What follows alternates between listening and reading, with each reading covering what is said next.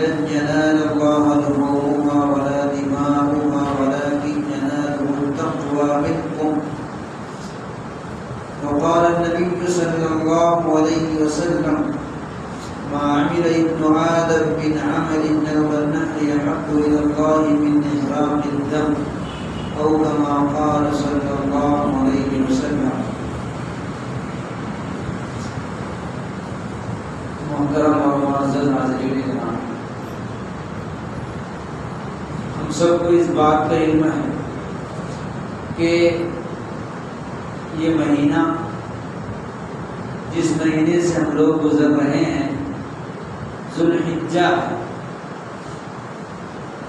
ہم کو معلوم ہونا چاہیے کہ ذوالحجہ یہ ان 4 مہینوں میں سے ہے جن کو اللہ رب العزت نے حرمت والے مہینے قرار دیے، حرمت والے، عزت والے، احترام والے 4 مہینے ہیں۔ ان عدۃ الشہور عند اللہ 12 شہرا فی کتاب اللہ یوم خلق السماوات والارض منها اربعۃ حرم۔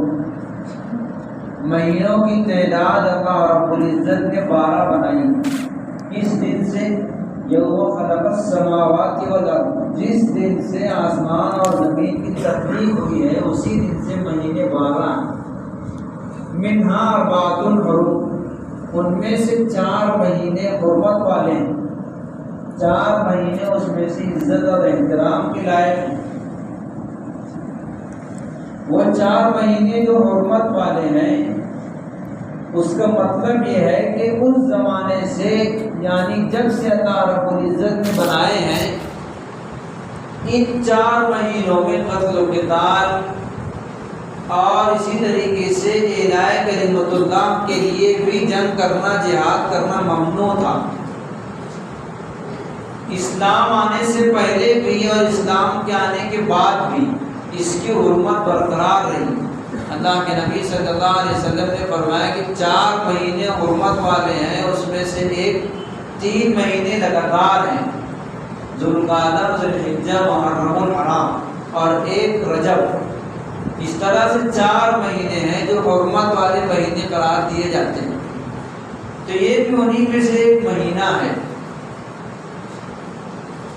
اس کے علاوہ اس مہینے کو دیگر اور مہینوں پر اس لیے بھی مزید فضیلت اور فوقیت حاصل ہے کہ اس مہینے میں اسلام کا ایک اہم رکن، اسلام کا ایک اہم فرض، حج جیسی اہم عبادت اس مہینے میں ادا کی جاتی ہے۔ اسی طریقے سے ایک اور حکم، قربانی کا جو حکم ہے وہ بھی اسی مہینے میں انجام دیا جاتا ہے۔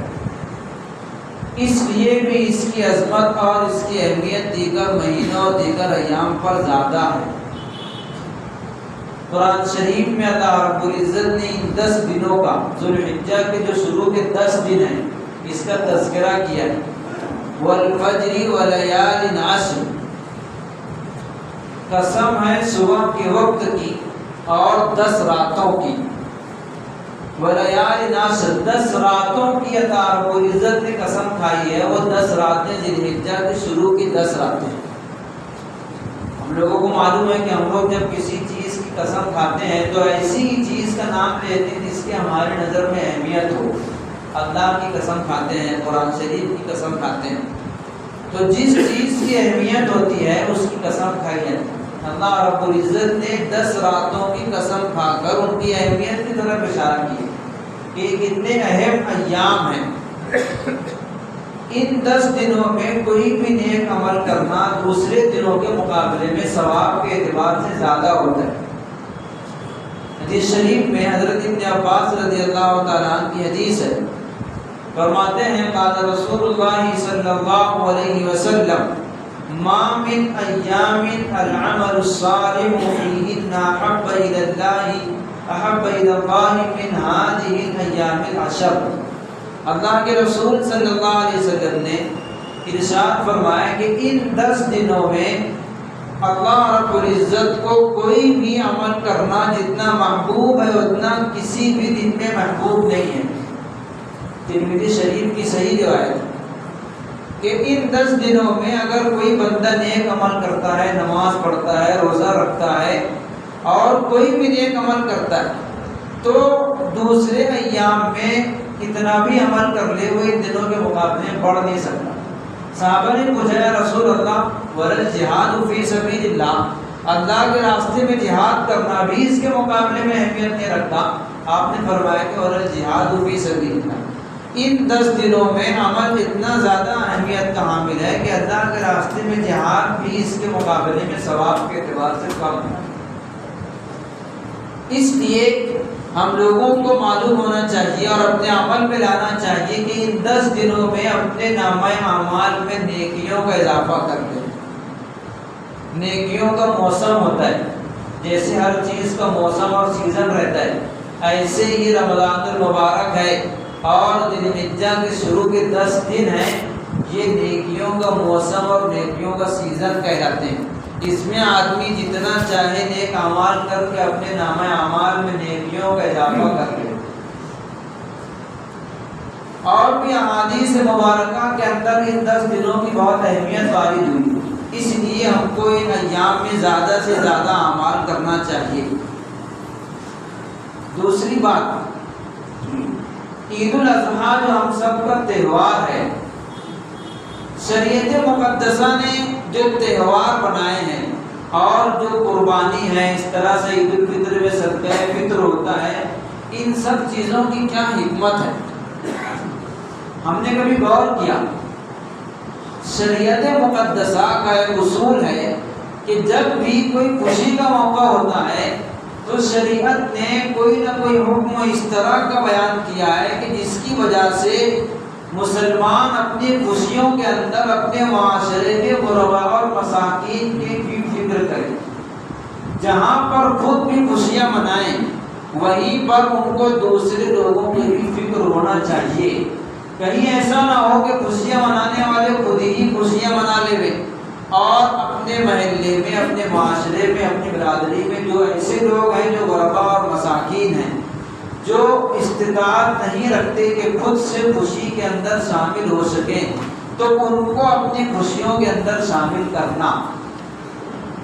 آپ دیکھ لیں عید الفطر کے موقع پر خوشی ہوتی ہے، شریعت نے صدقہ فطر اور زکوٰۃ کو واجب اور فرض کیا کہ اس موقع پر مالدار لوگ اپنا صدقہ فطر نکال کر غرباء کی فکر کریں۔ اسی طریقے سے عید الاضحیٰ کے موقع پر خوشی کے ایام ہوتے ہیں، شریعت نے قربانی واجب کر کے مالداروں پر یہ حکم دیا ہے کہ مالدار لوگ قربانیاں کریں اور اپنے خوشیوں کے اندر غرباء کو بھی شامل کریں۔ اسی طریقے سے اور بھی سال کے اندر جو خوشیوں کے ایام آتے ہیں، شادی بیاہ کے موقع پر اور ایسے اور تقریبات کے موقع پر، وہاں پر شریعت یہی حکم دیتی ہے کہ جہاں پر ہم خود بھی خوشیاں منائیں وہیں پر دوسروں کو بھی خوشیوں کے اندر شامل کریں۔ ذی الحجہ کے مہینے میں اہم حکم اللہ رب العزت کی طرف سے جو عام مسلمانوں کے لیے ہے اور اکثر مسلمان اس کو ادا کرتے ہوئے قربانی۔ قربانی کی ایک حقیقت اور ایک قربانی کا ایک پیغام اور اس کی ایک تاریخ ہے۔ ہم لوگوں نے بارہا سنا ہے کہ قربانی کس کی یاد ہے اور اس کا ایجاد کب سے ہوا۔ حضرت ابراہیم علیہ السلام کے واقعے سے اس کا ثبوت ہوتا ہے اور اس کی یاد وہاں سے تازہ ہوتی ہے۔ قربانی ہم کو کیا پیغام دیتی ہے، ہم کو یہ سمجھنا چاہیے۔ قربانی تو ہم لوگ ہر سال کرتے ہیں، سالہ سال سے کرتے ہوئے آ رہے ہیں اور ابھی بھی کرتے اور کرتے رہیں گے۔ اللہ رب العزت کا ایک حکم ہے، اس کو تو ادا ہی کرنا ہے۔ لیکن قربانی سے ہم کو سبق کیا ملتا ہے؟ حضرت ابراہیم علیہ السلام نے خواب کے اندر دیکھا، وہی کے ذریعے سے ان کو حکم ہوا کہ اپنے بچے کو ذبح کیجیے۔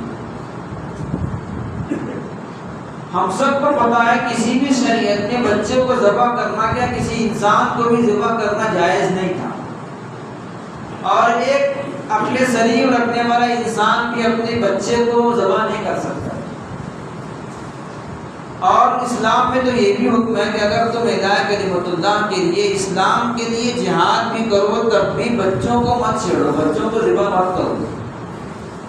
لیکن اس کے باوجود بھی حضرت ابراہیم علیہ السلام کو حکم ہوا کہ اپنے بچے کو ذبح کریے، تو آپ نے ایک لفظ اللہ رب العزت سے نہیں پوچھنا چاہا کہ میں کیوں کروں، اس میں میرا کیا فائدہ ہے۔ آپ نے بلا کسی تردد کے اس حکم پر عمل کرنے کے لیے آپ تیار ہوئے۔ آپ نے اپنی عقل نہیں لگائی کہ میرا اس میں کیا فائدہ ہوگا، اپنے بچے کو ذبح کرنے سے میرے لیے جائز ہے یا ناجائز ہے۔ ہم کو یہ سبق ملتا ہے اللہ رب العزت کی طرف سے جو بھی حکم ہو، چاہے وہ ہماری عقل کے مطابق ہو چاہے ہماری عقل کے خلاف ہو، ہم کو اس پر عمل کرنا ہے۔ بہت سے لوگ آپ کو یہ کہتے ہوئے ملیں گے، آپ لوگ سنیں گے، وہ کہتے ہیں کہ ایام قربانی میں اتنا سارا روپیہ اور اتنا سارا مال قربانی کے اندر خرچ کر دینے سے بہتر اور اچھا یہ ہے کہ اتنا مال غربا پر خرچ کر دیا جائے، مساکین پر خرچ کر دیا جائے، رفاہی کاموں میں لگا دیا جائے تو بہت فائدہ ہو سکتا ہے۔ جتنا مسلمان قربانیوں کے اندر مال صرف کرتے ہیں، اتنا مال اگر رفاہی کاموں میں صرف کرتے تو بہت فائدہ ہوگا۔ حضرت ابراہیم علیہ السلام نے بچے کے گلے پر چھری چلاتے ہوئے بھی اس طرح کا اشکال نہیں کیا۔ اب آپ اس کو سمجھیں کہ ایک طرف اگر ہم کو حکم دیا جائے کہ اپنے بچے کے گلے پر چھری چلاؤ، اور ایک طرف 20,000 25,000 کا جانور لے کر ذبح کرو، تو کیا آسان ہے؟ ہمارے لیے آسان کیا؟ ہم لوگ کیا اختیار کریں گے؟ ہر شخص جانور کو ذبح کرنا اختیار کرے گا۔ تو اس واقعے سے ہم کو سبق ملتا ہے کہ اللہ رب العزت کے احکامات چاہے ہماری سمجھ میں آئیں چاہے نہ آئیں، ہم کو بہرحال اس پر عمل کرنا چاہیے۔ اعتراض کرنے والے کرتے رہیں گے۔ دنیا کے حکمراں اور دنیا کے حاکم کوئی اگر قانون بناتے ہیں، کوئی حکم لاگو کرتے ہیں، تو عوام ان سے پوچھتی نہیں ہے کہ تم نے یہ حکم کیوں بنایا ہے، وہ ڈائریکٹ اس پر عمل کرتے ہیں۔ حالانکہ دنیا کے بادشاہوں اور دنیا کے حکمرانوں کے بنائے ہوئے قانون میں غلطی ہو سکتی ہے۔ اللہ رب العزت کی ذات حکیم ہے، اللہ تعالیٰ کے صفاتی ناموں میں ایک نام حکیم ہے، اور فعل الحکیم لا یخلو عن الحکمہ، حکیم کا کوئی فعل حکمت سے خالی نہیں ہوتا۔ اللہ تعالیٰ نے حکم بنایا ہے، مطلب اس کے پیچھے حکمت ہے، چاہے میری سمجھ میں آئے چاہے نہ آئے۔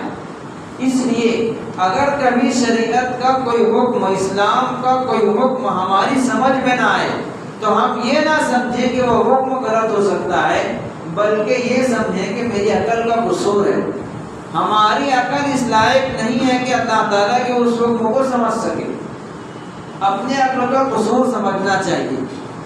حضرت ابراہیم علیہ السلام کے واقعے سے ہم کو یہ سبق ملتا ہے کہ اپنی عقل نہ لگائیں، احکامات الہیہ میں، احکامات شرعیہ میں اپنی عقل کو استعمال نہ کریں۔ قربانی کا وجوب حضرت ابراہیم علیہ السلام کے بعد سے اب تک قربانیاں کی جاتی رہی۔ اللہ کے نبی صلی اللہ علیہ وسلم نے قربانی کی فضیلت بیان فرمائی۔ عمل کرانے کے دو طریقے ہوتے ہیں، ایک فضیلت کو بتلا کر، اور اگر فضیلت سے نہ سمجھ میں آئے تو وعید کو بتلا کر۔ اللہ کے نبی صلی اللہ علیہ وسلم نے دونوں طریقے سے امت کو سمجھایا کہ اتنی بڑی فضیلت ہے کہ تم اتنی بڑی فضیلت بغیر قربانی کے اور کسی چیز سے حاصل نہیں کر سکتے۔ حضرت عائشہ رضی اللہ تعالی عنہ روایت کرتی ہیں، قال رسول اللہ صلی اللہ علیہ وسلم ما عمل ابن آدم من عمل یوم النحر احب الی اللہ من احراق الدم۔ قربانی کے 3 دنوں میں ابن آدم کوئی بھی عمل کر لے، کوئی اس کا عمل قربانی سے زیادہ اللہ رب العزت کو محبوب نہیں ہے۔ جتنا ان 3 دنوں میں قربانی کرنا، خون بہانا جانوروں کا اللہ تعالیٰ کو پسندیدہ ہے، اتنا کوئی بھی عمل محبوب نہیں ہے۔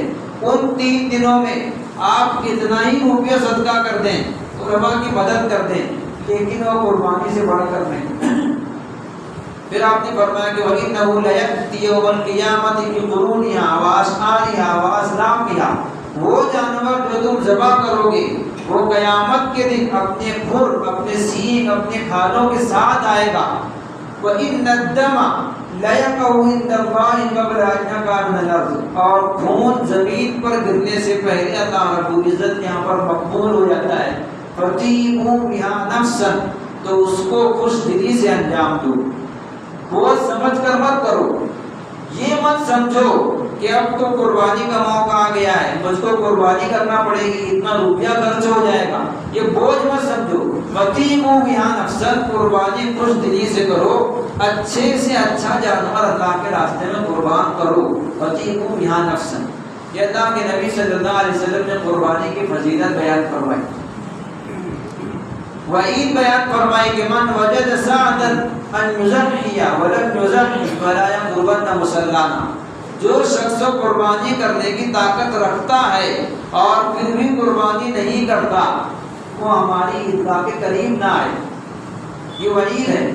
اس لیے جو حضرات قربانی کی استطاعت رکھتے ہیں، شرعاً مالک نصاب ہیں، صاحب نصاب ہیں، ان کو چاہیے کہ عید الاضحیٰ کے موقع پر اس واجب کو ادا کریں. شریعت مقدسہ کی نظر میں کون مالک نصاب کہلاتا ہے، کون صاحب نصاب ہوتا ہے، یہ بھی ہم لوگوں کو معلوم ہونا چاہیے. مالک نصاب اور صاحب نصاب مالدار شریعت کی روشنی میں، شریعت کی اصطلاح میں اس شخص کو کہا جاتا ہے جو چاندی کا جو وزن ہے 52.5 تولہ چاندی، یہ قدیم تولے کے لحاظ سے، ابھی مارکیٹ میں جو تولہ رائج ہے اس تولے کے لحاظ سے 62 تولہ چاندی ہوتی. 52.5 تولہ ہم لوگ کہتے بھی وہ سنتے بھی، لیکن وہ تولہ پرانا ہے. پہلے جو تولہ ہوا کرتا تھا وہ 12 گرام کا تھا، اور ابھی جو تولہ مارکیٹ میں رائج ہے وہ 10 گرام کا ایک تولہ ہوتا ہے. تو 61 تولہ 2 گرام 360 ملی گرام ہوتا ہے، اس کو گراؤنڈ فگر کر کے بولتے ہیں 62 تولہ. تقریباً گرام کے لحاظ سے 612 گرام 360 ملی گرام یہ چاندی کا وزن ہے. اتنی چاندی یا اتنی چاندی کے بقدر سونا یا پھر اتنی مالیت کا مال تجارت یا اور ضرورت سے زائد سامان اگر کسی کی ملکیت میں ہو تو وہ شرعاً مالک نصاب کہلاتا ہے. آپ اس کو سمجھنے کی کوشش کریں. اتنی مالیت مطلب جتنے روپے کی 62 تولہ چاندی آ سکتی ہے، چاہے اتنی چاندی ہو، چاہے اتنا نقد روپیہ ہو، چاہے اتنی مالیت کا ہمارا مال تجارت ہو. مال تجارت سے مراد دکان کا سامان ہے، کپڑے کی دکان ہے، کرانہ دکان ہے، تو جو دکان کے اندر سامان رہتا ہے وہ مال تجارت کہلاتا ہے. اسی طریقے سے ضرورت سے زائد رہنے کا گھر ہے، ایک گھر میں رہتے ہیں، ایک گھر مزید ہے، کرایہ سے دیا ہوا ہے یا پھر زمین الگ سے دی ہوئی ہے. اسی طریقے سے گاڑیاں ہیں ضرورت سے زائد. تو جو سامان ضرورت سے زائد ہوگا وہ نصاب کے اندر شمار ہوگا. مثال کے طور پر گھر کے اندر بہت سارے برتن ہمارے ایسے ہوتے ہیں 7 سال بعد استعمال میں نہیں آتے، یہ شرعاً ضرورت سے زائد ہے. ایسے برتن بھی نصاب کے اندر شامل ہوتے ہیں. اگر ہمارے گھروں میں ضرورت سے زائد برتن اور سامان ہو جو ہمارے استعمال میں نہیں آتے، وہ سب بھی نصاب کے اندر شامل ہوتے ہیں. کسی آدمی کے پاس 2 موبائل فون ہیں، ایک تو ضرورت ہے اور ایک ضرورت سے زائد ہے، وہ بھی اس کے نصاب میں شامل ہوگا.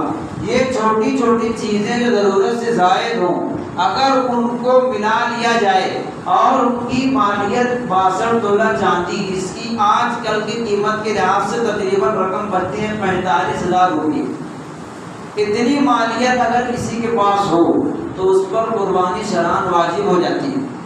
ہم لوگ عام طور سے سمجھتے ہیں کہ بہت زیادہ مالدار رہے گا اسی پر قربانی ہے. 62 تولہ چاندی کی قیمت 45,000 روپیہ ہے. 45,000 روپے کے بقدر کسی کے پاس مال ہو، ضرورت سے زائد سامان ہو یا مال تجارت ہو یا اور کوئی چیز ہو ضرورت سے زائد، اس شخص پر قربانی واجب ہو جاتی ہے. جس کی ملکیت میں اتنا مال ہوگا اس کے اوپر الگ الگ قربانی واجب ہوگی. مثال کے طور پر گھر کے اندر والد ہیں، والد کی ملکیت ہے تو والد پر تو ہے ہی، بچوں پر نہیں ہے.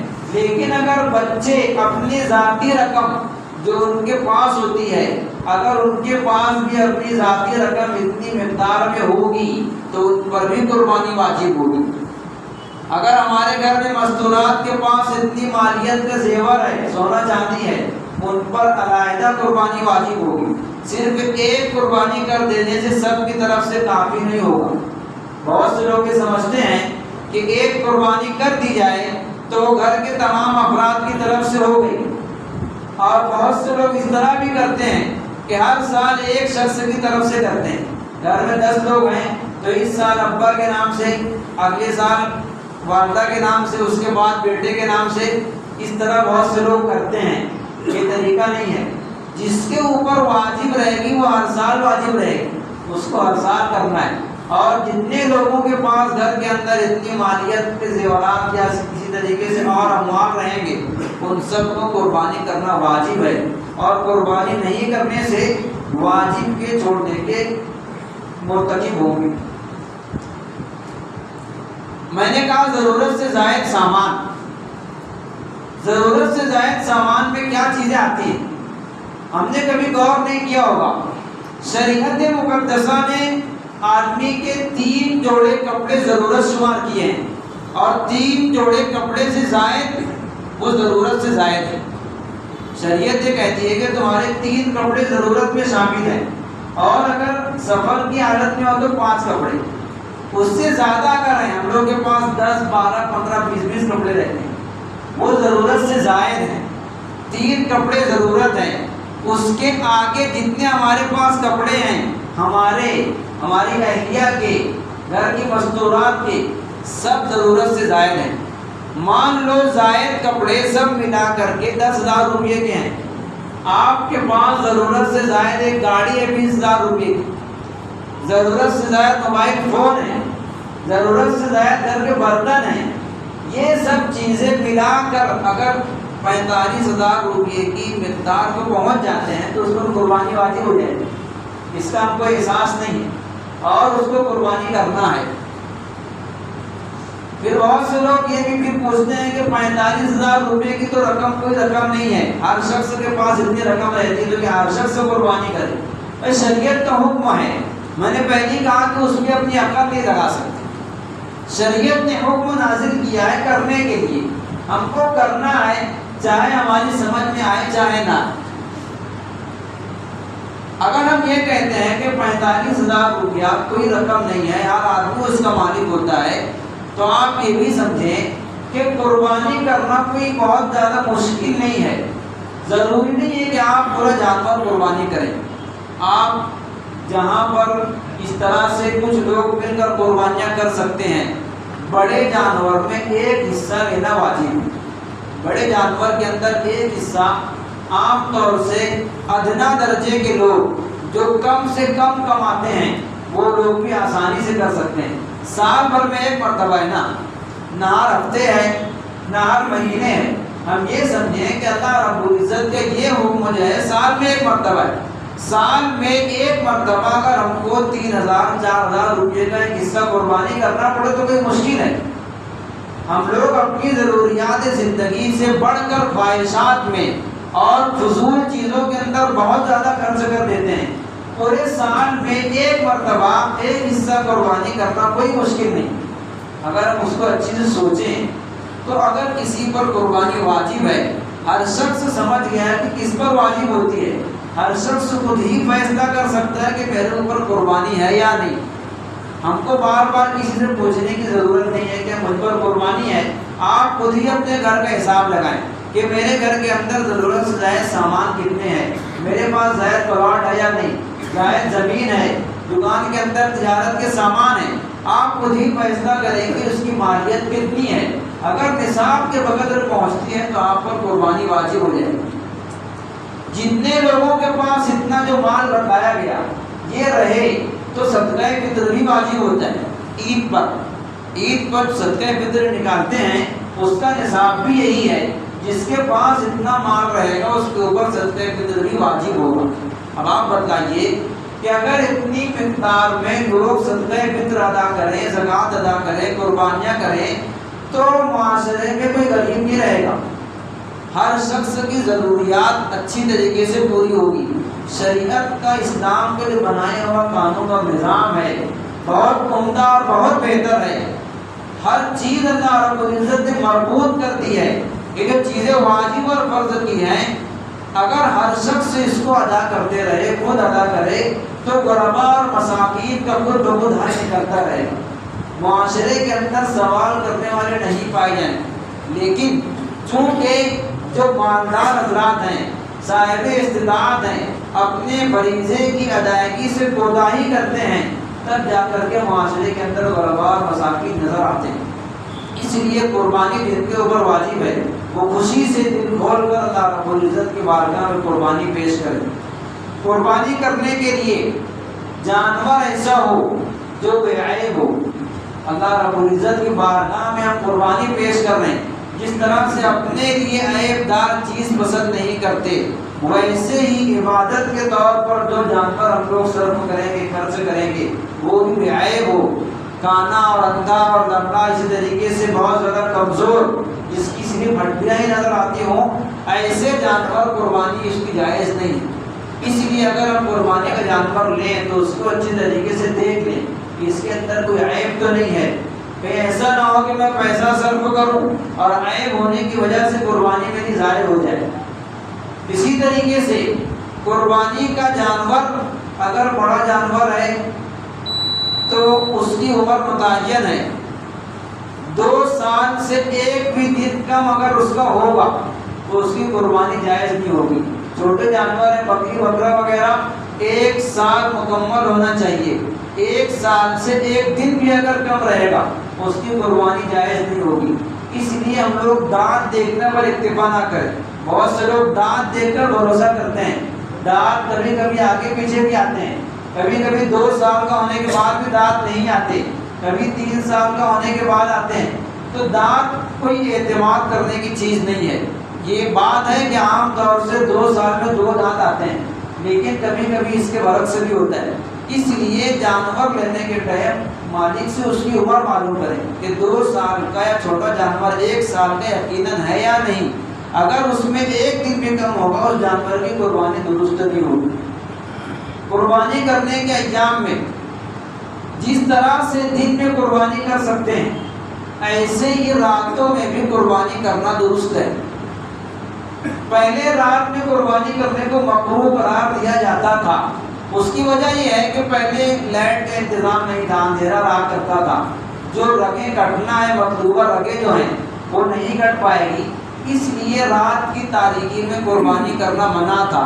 لیکن اب ایسا کوئی عذر نہیں ہے، ہر جگہ لائٹ کا انتظام ہوتا ہے، تو اگر اچھی روشنی کا انتظام ہو، رگوں کے کٹنے میں کوئی شبہ نہ رہے، ایسے موقع پر جس طرح سے دن میں قربانی کر سکتے ہیں ایسے ہی راتوں میں بھی قربانی کر سکتے ہیں۔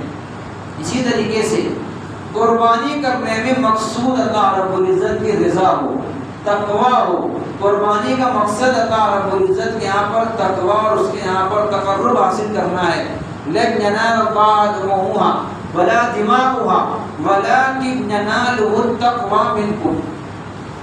تم یہ سمجھ لو کہ تمہارے جانوروں کا خون اور ان کا گوشت یہ اللہ رب العزت کے یہاں پر نہیں پہنچتا ہے، اس کے یہاں پر تو يَنَالُهُ التَّقْوَىٰ مِنكُمْ، تمہارے دلوں کا تقویٰ پہنچتا ہے۔ اللہ رب العزت دیکھیں کہ دل میں تقویٰ ہے یا نہیں۔ آپ نے بہت اچھا جانور لیا لیکن آپ کے دل میں صرف یہ نیت آ گئی کہ لوگ بولیں گے کہ اتنا اچھا جانور لایا ہے، اتنا مہنگا جانور خریدا ہے، تو ہماری قربانی قبول نہیں ہوئی، ریاکاری آ گئی۔ اس لیے مقصد اللہ رب العزت کی رضا ہونا چاہیے۔ ہم کتنا بھی اچھا سے اچھا لیں، سستا لیں، مقصود اللہ رب العزت کی رضا اور تقویٰ۔ اس لیے ہر حکم کے پیچھے اللہ رب العزت نے تقویٰ کو بیان کیا ہے۔ اللہ رب العزت کو تمہارا تقویٰ پہنچتا ہے۔ لَن يَنَالَ اللَّهَ لُحُومُهَا وَلَا دِمَاؤُهَا وَلَٰكِنْ يَنَالُهُ التَّقْوَىٰ مِنكُمْ۔ اس لیے قربانی کرنے کے وقت بھی تقویٰ کا لحاظ رکھو، اور تقویٰ دل سے ہوتا ہے، ظاہری اعمال سے نہیں ہوتا۔ اسی طریقے سے قربانی کرنے کے ایام میں ہم اس بات پر بھی بہت زیادہ توجہ اور دھیان دیں کہ ہمارے عمل سے دوسروں کو تکلیف نہ ہو۔ شریعت نے کہیں پر بھی کسی بھی درجے میں اپنی ذات سے دوسروں کو تکلیف کو اس کو برداشت نہیں کیا۔ کتنی ہی اہم سے اہم عبادت ہو، کتنا ہی اہم کام ہو، کتنا ہی بڑا ثواب کا کام ہو، اگر اس عمل کے ذریعے سے دوسروں کو تکلیف پہنچتی ہے، شریعت نے منع کر دیا ہے۔ مثال کے طور پر جماعت سے نماز پڑھنا کتنا اہم ہے، بڑے ثواب کا کام ہے۔ جماعت چھوڑ دینے والوں کے لیے سخت وعید ہے، لیکن اس کے باوجود بھی اگر کوئی شخص ایسا ہو جس کے بدن میں پھوڑا پھونسی نکل گیا ہے، یا اس کو کوئی ایسی بیماری ہے جس کی وجہ سے لوگوں کو اس سے تکلیف ہو سکتی ہے، شریعت نے اس شخص سے کہا کہ تمہارے لیے مسجد میں آنا جائز نہیں ہے، تم گھر میں تنہا نماز پڑھو، اس لیے کہ تمہارے مسجد میں آنے سے دیگر مصلیوں کو تکلیف ہو سکتی ہے۔ شریعت نے اتنا اہتمام کیا ہے کہ نماز جیسی جماعت جیسی اہم چیز کے لیے بھی دوسروں کی تکلیف کو برداشت کی ہے کہ دوسروں کو تکلیف نہ پہنچے۔ ہم حرم شریف جاتے ہیں، وہاں پر حجر اسود کا بوسہ لینا بہت اہمیت کا حامل ہے، لیکن شریعت نے قید لگا دی، اگر تم بغیر دوسروں کو تکلیف دیے ہوئے بوسہ لے سکتے ہو تو لو، ورنہ مت لو، اس لیے کہ بوسہ لینا مستحب اور مسنون ہے اور دوسروں کو تکلیف پہنچانا حرام ہے۔ اسی طریقے سے قربانی ہے، بہت ثواب کا کام ہے، بہت اہمیت کی چیز ہے، لیکن اگر ہمارے اس عمل کے ذریعے سے چاہے ہمارے مسلمان بھائیوں کو چاہے برادران وطن کو کسی کو بھی تکلیف اگر پہنچتی ہے، وہ جائز نہیں، تکلیف پہنچانا حرام ہے۔ اور تکلیف پہنچانا ایسا عمل ہے جس کے اللہ رب العزت کے یہاں پر معافی نہیں ہے جب تک وہ خود معاف نہ کر دے۔ ہم لوگ یہ سمجھتے ہیں، یہ ہماری غلط فہمی ہے کہ ہم نے فلاں عمل کر لیا تو ہمارے اتنے گناہ معاف ہو گئے اور اتنا ثواب مل گیا۔ یہ ہماری غلط سوچ ہے۔ ثواب بہرحال ملے گا، گناہ معاف ہوں گے، لیکن وہی گناہ معاف ہوتے ہیں اعمال کرنے سے، توبہ کرنے سے، جس کا تعلق اللہ رب العزت سے ہو۔